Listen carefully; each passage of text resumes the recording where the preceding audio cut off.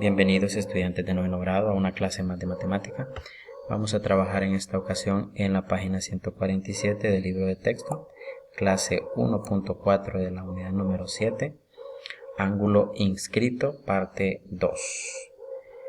En este caso, en la clase anterior vimos la parte número 1, donde demostramos utilizando argumentos matemáticos, lo visto en octavo grado, de que el ángulo, en este caso inscrito, era dos veces el ángulo, el ángulo central era dos veces el ángulo inscrito, pero en ese caso uno de los lados, o mejor dicho, uno de los segmentos pasaba por el centro de la circunferencia.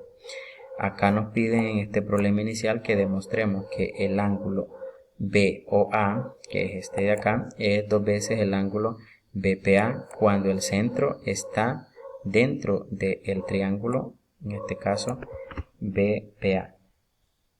Intenta resolverlo utilizando lo que vimos en la clase anterior y cuando ya lo tengas resuelto, compara los resultados en este video.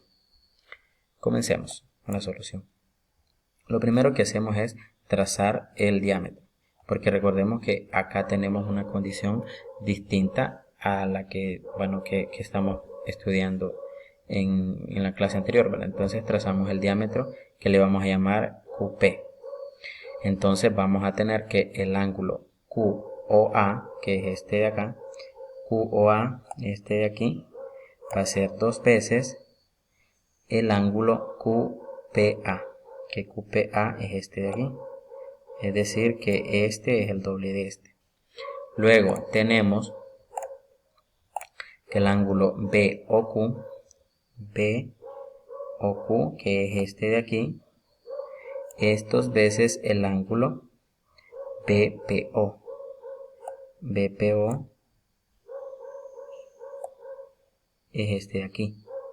Eso por lo que vimos en la clase anterior, ¿verdad? Cada uno de esos dos elementos. Es decir, que este es el doble de este y este es el doble de este.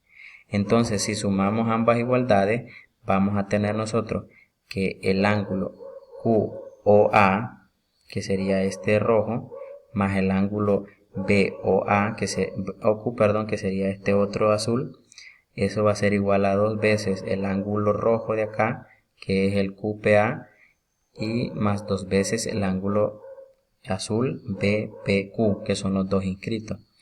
Entonces, si sacamos factor común el 2, vamos a tener que esto va a ser igual a 2 multiplicado por la suma de los ángulos QPA más BPQ, que serían en este caso QPA más BPQ, es decir, que sería dos veces la suma de estos dos ángulos.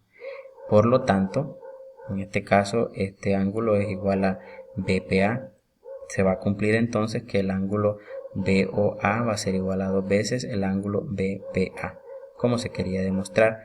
Y en este caso podríamos decir entonces que en los ángulos inscritos que tienen en el interior el ángulo central, que se obtiene en el mismo arco, también se cumple que la medida del ángulo central es el doble de la medida del ángulo inscrito.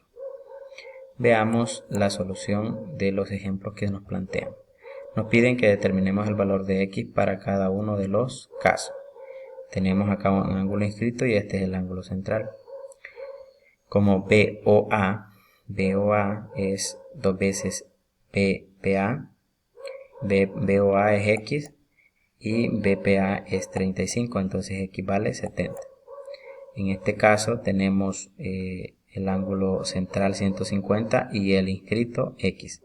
Entonces, como BOA es igual a dos veces BPA y como BPA es el que no conocemos, entonces despejamos, ¿verdad? Pasamos el 2 a dividir y eso va a ser igual a un medio del ángulo BOA. Por lo tanto, vamos a tener BOA de 150 entre 2 igual a 75. Y esa es la medida que andamos buscando. Te invito a resolver los ejercicios que se te plantean en el libro de texto. En este caso se te pide que encuentres el valor de x para cada uno de los casos que se plantean. Yo voy a resolver los dos últimos para que tú resuelvas los primeros. Nos piden x. Si el ángulo inscrito vale 25, entonces este va a valer 50. El doble, ¿verdad? En este caso este es el ángulo central y este es el inscrito. el inscrito también vale 55, entonces el central va a ser 2 veces 55, que es igual a 110.